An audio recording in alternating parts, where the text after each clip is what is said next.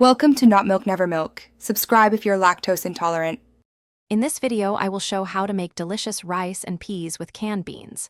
First, gather your ingredients, including 1 can of kidney beans, 1 cup of long-grain rice, coconut milk, and your favorite seasonings.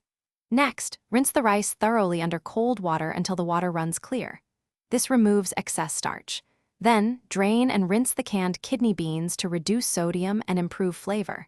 This simple preparation ensures a great start to your dish. Now let's build the flavor base. In a medium pot, combine the rinsed kidney beans with 5 cups of full-fat coconut milk.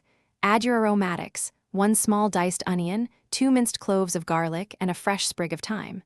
Bring this mixture to a gentle simmer over medium heat. Let it cook for about 10 minutes, allowing all the flavors to meld beautifully. This step is crucial for a rich, authentic taste. It's time to add the star of the show, the rice.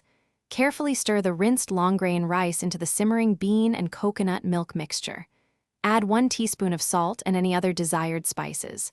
Bring the liquid back to a boil, then immediately reduce the heat to low. Cover the pot tightly with a lid and cook for exactly 20 minutes without peaking. After cooking, let it rest, still covered, for 5 minutes. Finally, the moment of truth. After resting, remove the lid and gently fluff the rice and peas with a fork. This separates the grains and releases any trapped steam, ensuring a light and airy texture. Serve your delicious, homemade rice and peas warm, either as a hearty side dish or a satisfying main course. It pairs wonderfully with many Caribbean meals. Remember to check the description for a link to Darn Tough Socks and other great deals. Enjoy your culinary creation. Thanks for watching. If this was helpful, leave a like and consider subscribing. See you next time.